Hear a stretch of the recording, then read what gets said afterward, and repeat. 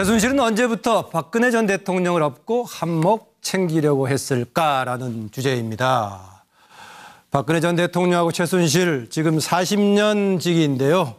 우정이 금간 사연 이렇게 제목이 붙였습니다. 바로 이제 우정이 금간 사연이라는 것이 언제부터 이제 나도 안 되겠다, 내 이익을 챙겨야겠다라고 했다는 겁니다. 이 이야기는 바로 장시호 씨가 했던 얘기인데요. 바로 그 계기가 이모가 즉 최순실이 딸 남친 이 문제 해결하기 위해서 그 친구를 신모군이죠. 군 입대를 뭐 어떻게 부탁했나 모르겠는데 권력을 통해서 대통령이 강제로 보낼 수 있나 모르겠는데 하여튼 부탁했으나 거절당해가지고 그때부터 화가 나가지고 이제부터 나도 내 이익 추구해야겠다라고 말했다고 장시호가 그렇게 얘기를 했던 거죠. 최순실은 관련해가지고는 뭐 그건 아닌 다른 얘기인데 14년 12월쯤에 이제 울먹이며 임신 후에 가출한 딸을 찾아달라고 박원호 전 전무에게 부탁했다는 거죠. 그런데 이 관련해가지고 임신 사실은 나도 몰랐고 대통령도 절대 몰랐다라는 얘기를 하고 있습니다. 심지어는 정유라 개명 사실도 몰랐다, 서로 몰랐다고 얘기하고 있는데 이렇게 서로 몰랐다고 얘기를 하고 있는데 이런 걸 부탁했던 과정 보면은 특히 임신 문제가 아니라 임신한 문제를 해결하기 위해서 딸 남친을 군대에 보내는 걸 부탁하면 임신 사실을 얘기했을 것 같기도 한데 임신 사실 나도 몰랐고 대통령도 몰랐다. 하여튼 성립되지가 않는 것 같습니다. 그런데 과연 정말로 그때 딸 남자친구를 군대로 보내서 해결하려는 부탁을 거절하니까 그때부터 나도 내 이익 챙기면서 살아야겠다라는 이야기를 장시호 씨가 했는데 과연 언제부터 최순실은 내가 내 이익 챙기면서 살아야 될까라고 생각했을까라는 질문을 던지고요. 자료화면 보고 답을 보겠습니다. 춘추관에서도 밝혔듯이 몇십 년 된 그런 그 지인이다. 예. 그렇다고 해서 지인은 지인이지. 지인이 다 아는 사람들이 있지 않습니까? 어떻게 하다 보니까 오랜 세월 아는 사람도 생길 수 있고 그런데 그렇다고 뭐 지인이 뭐 모든 거를 다 한다는 거는 있을 수 없잖아요. 대통령은 대통령으로서의 책무도 있고 또 판단도 있고 또 다 그런 거지. 그거를 어떻게 지인이라는 사람이 여기저기 막 다 하고 그러니까 뭐든지 다 엮어가지고 이렇게 된다는 거는 있을 수 없죠. 저는 제 나름대로 국정 운영에 어떤 저의 어떤 철학과 소신을 갖고 쭉 일을 했고 모든 딸이다 이런 말도 있습니다. 그러니까 자꾸 품격 떨어지는 얘기만 죄송합니다. 정말 참 끔찍한 예. 거짓말도 앵간해야지. 그렇게 저질스러운 거짓말이 난무하는 이게 건전한 이 분위기인가 하는 회의가 많이 들어요. 정유라를 대통령님께서 마지막으로 언제 보셨습니까? 어릴 때 봤죠. 그렇습니까? 예. 또 이번에 보니까 이름을 개명을 해서 정유라라고 부른다고. 예. 전 정유연으로 알고 있었어요. 그러니까 정유라라는 것도 몰랐습니다. 예. 개명한 것도 이번에 알았어요. 예, 어렸을 때 보고 못 봤다라고 했었는데 끼도 있고 뭐 재능도 있는 애 키워줘야 되지 않느냐 이런 얘기를 또 했다는 얘기도 나왔는데요. 지금 언제부터 최순실이 자기도 이익 챙겨야겠다고 했을까라는 질문이었는데 어느 분부터 말씀하실래요? 제가 할게요. 하십시오. 제가 퀴즈를 하나 낼게요. 언제부터 챙겼을까? 제가 1번, 2번, 3번을 해놨는데 네. 1번은 그 대통령 당선 때부터 2번은 98년 달성 재보궐선거 당선 때부터 3번은 40년 전부터 40년 전 앵커 욕심입니다. 3번은 40년 전부터 패널이 이렇게 질문해. 아니 근데 재밌잖아요. 이런 것도 그럼 일단 질문은 던지고 본인 답을 얘기해. 미리 답을 써놨습니다. 네, 그래요. 그럼 박상훈 저는 박사. 답을 써놨습니다. 제가 저를 심리 분석하시는 아니요, 제가 먼저 말씀도 하고 난 다음에 하세요, 그럼. 저는 아버지의 활약을 보면서 아버지가 1975년에 새마을 봉사단을 만듭니다. 만들어서 활동하니까 박근혜 대통령이 총재였어요. 답을 썼네요, 그러니까. 돈을 갖다가 막 기업들이 돈을 가지고 와요. 이거 장사되네? 바로 그 새마을 봉사단 이후에 무슨 구국봉사통 해가지고 만든 것이 K11 재단이에요. 그러니까 그때부터 박근혜 전 대통령을 앞세워서 돈을 모아야 되겠다. 큰 한몫 챙겨야 될 생각을 와서 짚어채왔던 것이고 대통령에서는 마지막 한 방, 큰 한 방을 딱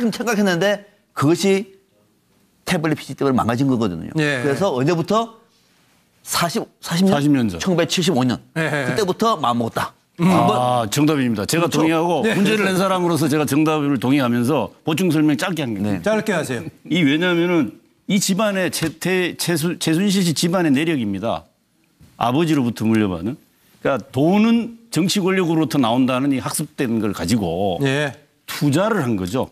박근혜 정치인에게 투자를 했기 때문에 아마 본인은 투자한 것을 뽑기 위해서 끊임없이 40년 전부터 추구해왔다 이렇게 봅니다. 네. 정결이는 손 들었어요? 네, 사실 이 프로그램이 시청자들께 좀 말씀드리면 사전에 우리가 질문과 대답을 모르는 상태에서 들어와서 여기서 바로 쓰는 거지 않습니까? 네. 제가 쓰다 보니까 40년 전부터 한몫 꿈을 꾸었다 이렇게 제가 이제 써놓고 있어서 깜짝 놀라서 제가 손을 들었습니다. 대통령과 최순실 씨 두 사람이 싸웠습니다. 그때부터 최순실 씨가 변심을 해서 이제부터 한 몫을 챙기겠다. 만약 이렇게 했다면 그 사람이 그 이전까지 가지고 있던 마음이 과연 선한 마음이었냐. 네. 무슨 계기가 있어서 자기가 한 몫을 챙기겠다는 것은 사실은 두 사람이 관계가 시작됐을 때부터 필연적으로 속에 감추고 있던 무슨 이익에 대한 꿈이 있었다. 네. 그렇기 때문에 저는 최순실, 박근혜 두 사람의 관계가 최종적으로 이익을 위해서 뭔가 국정농단을 한다는 이런 결행을 했다면 네. 원뿌리부터 찾아 들어가야 한다. 그것이 첫 만남부터 바로 이익 공동체, 경제 공동체를 향해서 한 몫을 챙기겠다. 그래서 두 사람의 관계는 네. 40년 전부터 이익의 관계로 출발했다. 이렇게 규정하는 게 맞을 것 같습니다. 노영희 변호사 똑같은 얘기는 이번에 생략하고 넘어갈래요? 아니에요. 제가 꼭 해야 돼요. 예, 그 건전한 상식과 합리적 판단을 할 수 있는 사람들이라면 답이 다 똑같을 거라고 저는 생각합니다. 대동단결할 것 같아요. 이상하다. 다른 답을 쓰는 사람들이 좀 이상하다. 그렇죠. 그런 분들은 좀 순진하시거나 뭐 너무 착하시거나 이럴 것 같고 중요한 건 한몫이 아니라는 사실이죠. 지금 질문이 언제부터 한몫 챙기고 싶었을까 이런 얘기잖아요. 한몫이 아니라 열몫, 백몫, 천몫이 되겠죠. 실질적으로는. 통으로 드시면. 그렇죠. 저는 예. 한 말씀 드리는 건 뭐 원래부터니까 그건 뭐 똑같고 지금 여기에서 방금 아까 앵커께서 한 얘기 중에 이제부터 이익을 추구해야겠다. 그게 왜 그랬냐? 장시호가 했던 얘기죠. 예, 그러니까 장시호 얘기를 보면은 정유라가 임신을 하고 그 사실을 대통령한테 가서 얘기를 했는데 요구한 것은 그 사위 신모 씨의 입양을 해달라 떼기 위해서. 그것 가지고 한몫을 챙긴다는 거, 이익을 챙겨야겠다는 건 연결이 안 돼요. 예. 거기에 플러스 알파가 있을 겁니다. 예. 딸이 이렇게 임신까지 하고 그러니까 뭘 하나 한몫 달라. 아하.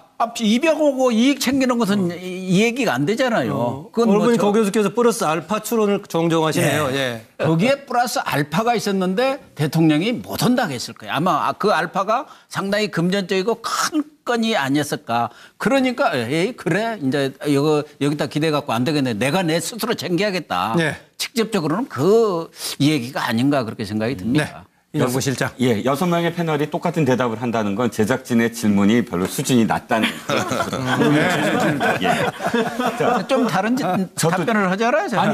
아니, 물론 그 연륜에 나오는 그런 답변이시긴 네. 한데요. 자, 저도 이제 30년 공사가 이제 완공 직전에 무너졌다라고 생각을 할 텐데 문제는 이겁니다. 최 씨 일가가 무슨 국정원도 아니고 음지에서 양지를 추구하는데 뭐 추구한다? 영원히 음지에서만 살 수는 없잖아요. 그러면 네. 음지에서 30년을 살아서 보장한 대가, 그건 돈이죠. 확실하게 챙겨야 되는데 그것이 실패했다. 30년 대공사였습니다. 예. 우리가 이 질문을 던졌던 것 중에서 또 제가 또 중간 해명을 해주자면은 질문을 던진 게 뭐 답을 보기보다는 그 내막을 좀 설명을 해달라고 지금 공통적인 답을 던진 거죠. 이 선도가 예. 그렇게 계기면. 5번째 주제로 넘어갑니다. 잠깐요. 한마디 하겠다고요? 하세요. 반장님. 근데 왜 40년이 아니고 왜 30년이에요? 제가 계산을 80년대 시작을 했다. 그 최태민 씨가 그 말을 했어요. 80년대 초에 이제부터 대통령을 만들겠다. 그래서 80년으로 계산했어요. 80년으로 계산한 거다? 네. 그럼 보죠. 특별한 굉장한 이유가 있는지 알았더니 별거 아니네요. 알았습니다. 네, 다음 주제 보죠. 예. 엮였다. 억울하다. 내가 피해자다. 뭐 이런 식 얘기를 이 사람이 하고 있는데 이런 사람들의 공통점은 주제입니다. 지금 오히려 내가 피해자다. 이건 누가 한 얘기냐면은요.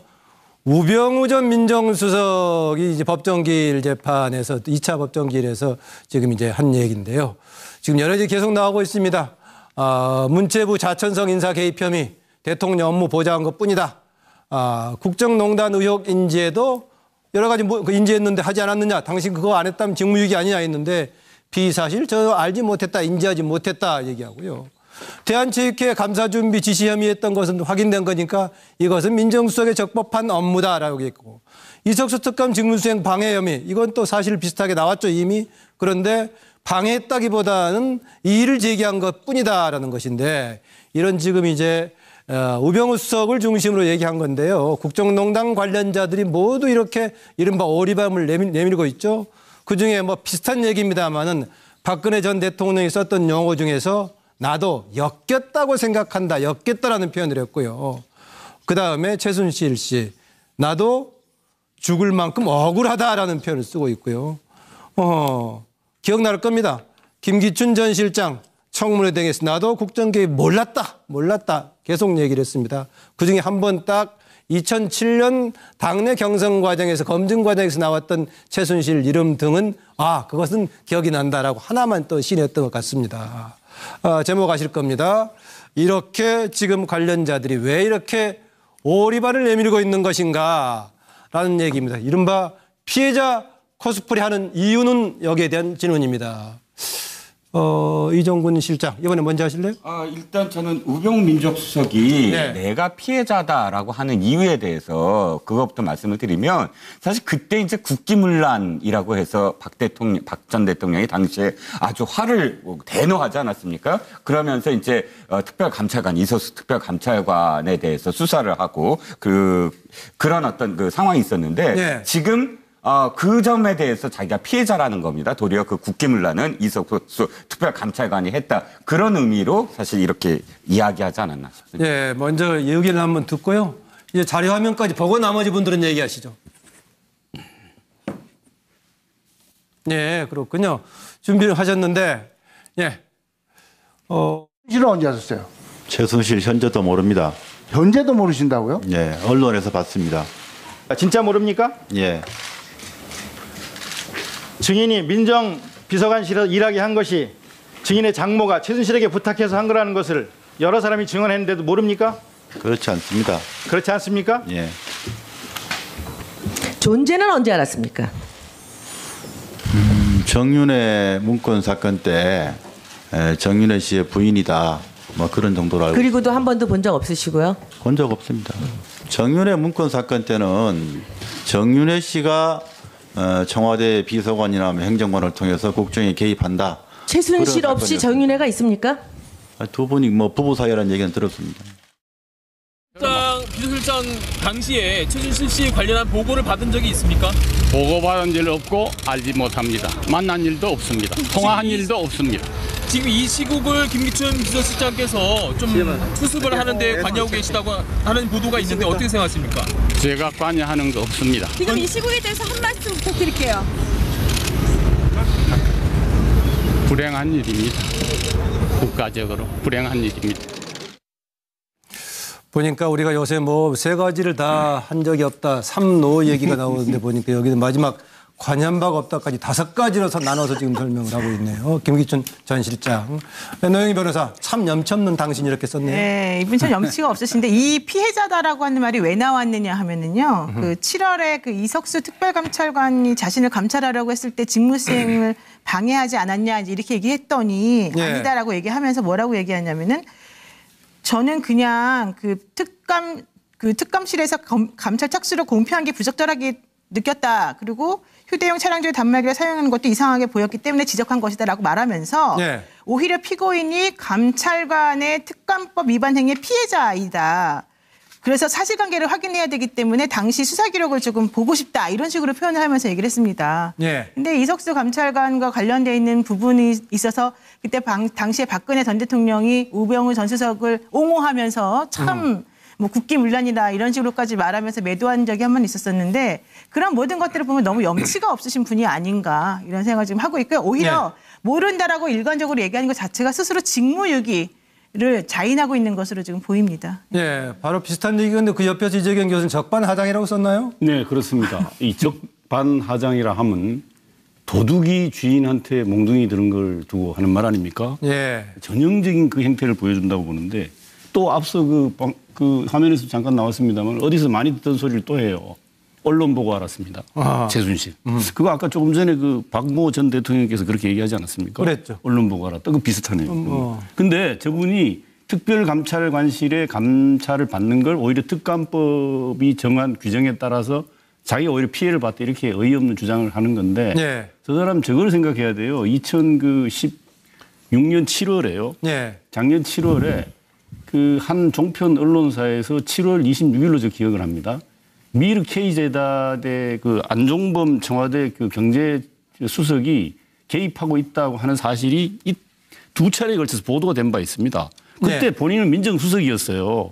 그럼 그 부분과 관련된 부분은 당연히 본인이 감찰을 해야 되는 거예요. 언론에 보도까지 된 상황을 놓고 그냥 나 모르세 하고 지나간 거. 저 하나 당연히 상식적으로 그래야죠. 네. 네. 수없이 많은 염치 없는 짓을 했지만 저건 특히 왜 그러냐면 이석수 특별감찰관이 그 작년 4월에 그 미르 K재단과 관련돼서 조사를 하고 있었어요. 네. 그런 점을 비춰봐도 정말 뭐 말이 안 나오는 어이없는 소리를 하고 네. 있습니다. 아까 노영희 변호사 가로에다가 직무유기 썼는데 직무유기 배임을 스스로 자임하는 그렇죠. 네, 그런 상황이 되는 거죠. 고영진 교수.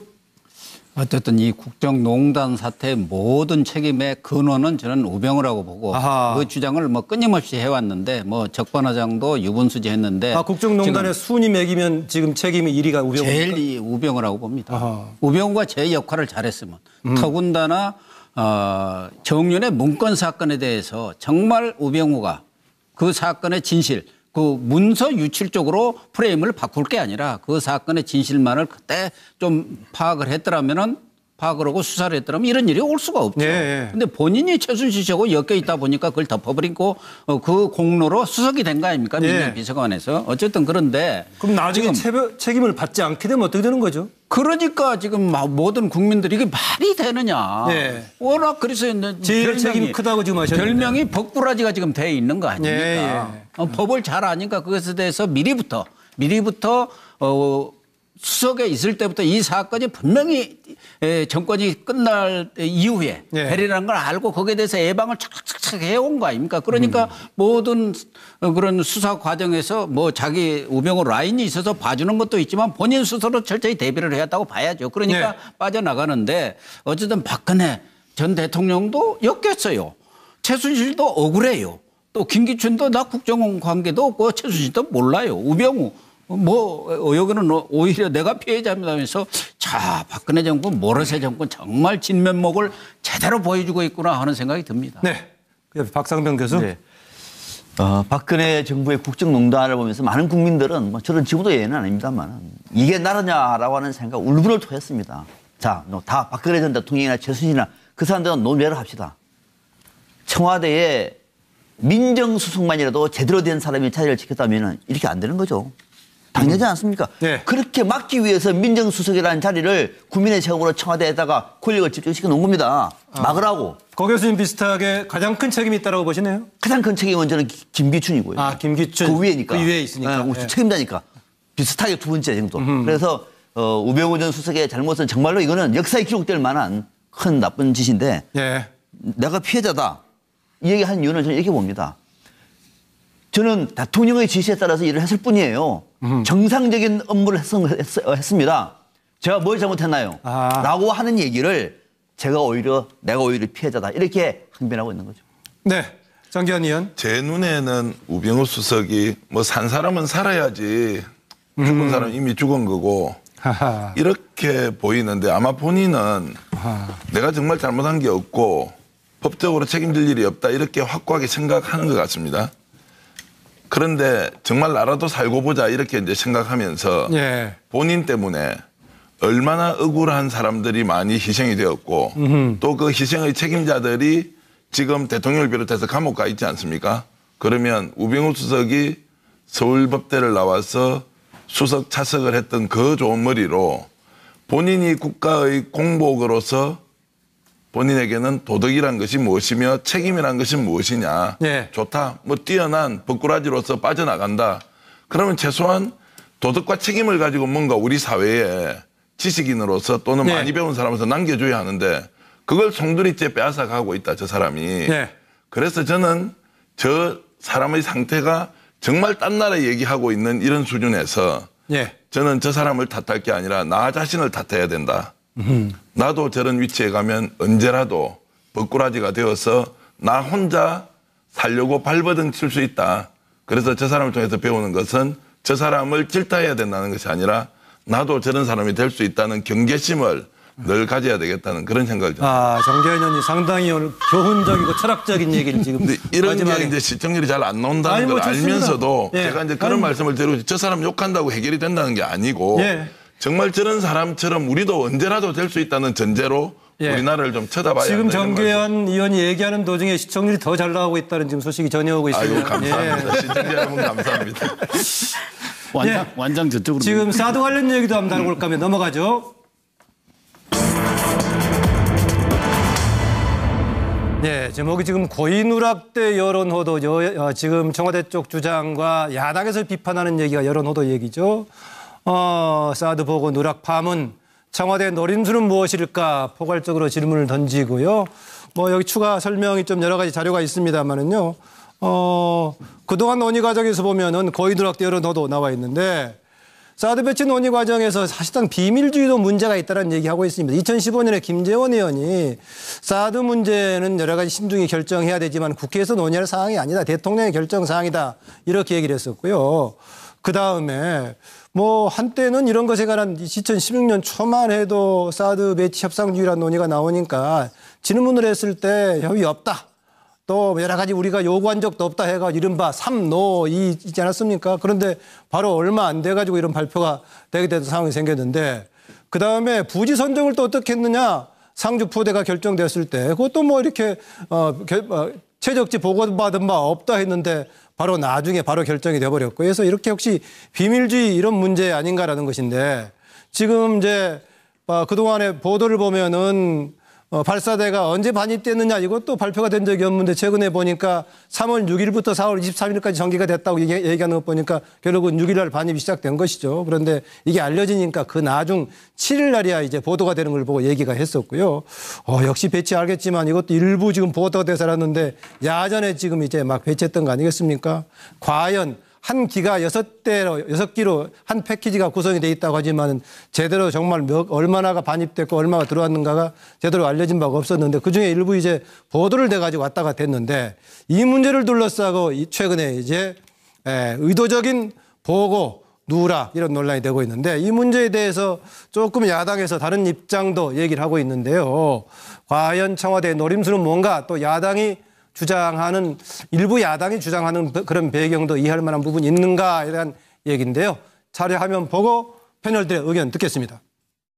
국내적인 조치고 또 한미 동맹 관계에 전혀 영향을 주지 않는다는 내용을 충분히 설명했습니다. 또 보고 누락 경위에 대해서 조사하게 된 배경 이런 것을 충분히 설명을 했고 우선 한미 동맹 관계를 어떻게 더 확대 발전시켜 나가느냐 하는 게 가장 중요한 의제 중에 하나가 될 것 같고요. 나는 이 절차적 정당성을 밟아야 한다는 것이며 이것을 위해 시간이 조금 더 걸리더라도 미국이 이해해 주어야 한다고 생각한다. 어제 사드와 관련한 나의 조치는 전적으로 국내적 조치이며 기존의 결정을 바꾸려거나 미국에 다른 메시지를 전하려는 것이 아니다라는 것을 분명하게 말한다. 청와대에서 반입과 배치에 대해서 뉘앙스 차이가 있다고 하시는 거 혹시 확인이 되셨나요? 제가 그 문제에 대해서는 더 이상 말씀드리지 않겠습니다. 조사 결과를 지켜보겠습니다. 문서 수정 경위 문서 수정 경위 좀 어떻게 되시나요? 죄송합니다. 사드 4기가 추가로 들어왔다면서요? 그런 게 있었습니까? 그런 게 있었습니까? 그런 게 있었습니까? 그런 게 있었습니까? 그런 게 있었습니까? 보고 누락이 있다면 그 부분은 엄격하게 따져져야 되겠지만은 이런 방식으로 문제를 키우고 처리해 가야 되는지 중요한 방어 무기 몇 기가 어디에 있고 언제 배치되어 있고 하는 것을 공개적으로 해야 되는 것인지 잘 이해가 되지 않습니다. 안보 자해행위 아니겠습니까? 네, 그 중간에 그 아나운서의 모습은 한민구 장관이 그 발언의 뉘앙스의 차이다라는 걸 증거해 주려고 아마 테스트한 것 같습니다. 그런 게 있었습니까? 예치는 모습은 까가 아니라 꽈로 써야 안철수 전 후보의 모습이 될 건데요. 어쨌든 지금 우리가 던졌던 질문이 그거죠. 이번에 청와대 노림수 또는 야당의 그 호도용이다라는 주장에 대해서 우리 패널들은 어떻게 평가하고 계시는지 의견을 던졌습니다. 정견 의원. 기왕에 기회가 왔으니까 대통령 단단하게 마음먹고 국방개혁하시고 또 국방부 문화 정말 혁신하십시오. 그래서 그것이 진지한 개혁으로 이어지기를 진심으로 기대하는데요. 예. 그런데 실제 대통령이 권력을 잡고 청와대에 앉았는데 국민 여론에 힘입어서 국방부 군기를 잡겠다. 아, 이거는 좀 뭔가 좀 부족하다. 그래서 부족하다. 예, 그래서 너무 순진한 거 아니냐. 사실은 그런 일이 벌어졌다고 하면 국민들에게 알릴 게 아니라 안보실장 또는 국방부 장관 청와대로 불러서 직접 앉혀놓고 왜 이런 일이 있었는지 대통령이 거기서 엄하게 꾸짖고 호통치고 이것을 재발 방지할 게 어떤 것인지를 가지고 가는 이런 것이야말로 문재인 대통령의 힘과 권위를 그대로 보여주는 것인데 이것을 노출하면서 국민들이 흥분하게 만든 것은 예. 오히려 갈등으로 비춰질 수 있고 특히 대미 대중 외교와 관련해서 사실은 상당히 좀 부담스러운 상황이 올 수도 있다. 예. 그래서 기왕 벌어진 일이니까 제대로 국방개혁의 지렛대로 삼는 것은 분명하지만 예. 외교 갈등도 명확하게 좀 풀 수 있는 비전을 가지고 국방개혁 그냥 이끌어가라. 이렇게 일단 말씀을 드리겠습니다. 네. 비슷한 의견이라 제가 조금 그러죠. 한 말씀 네. 더 보태겠습니다. 사실 이 보고 누락 이 과정에 문제가 있었다는 거 저도 인정을 합니다. 그런데 굳이 그것을 사실 전 위원 말씀이랑 저는 똑같은데 굳이 그것을 왜 오찬 내용의 일부를 띄어내서 국방장관이 이렇게 얘기했다라는 거를 보여줬는데 그것도 또 사실 그 전날까지 다 관계자 확인해서 확인을 한 상황입니다. 그러면 확인을 했으면 국방장관까지 다시 그날 다 확인을 해야 되는데 다음날 오찬에서 떠보듯이 이런 게 있다면서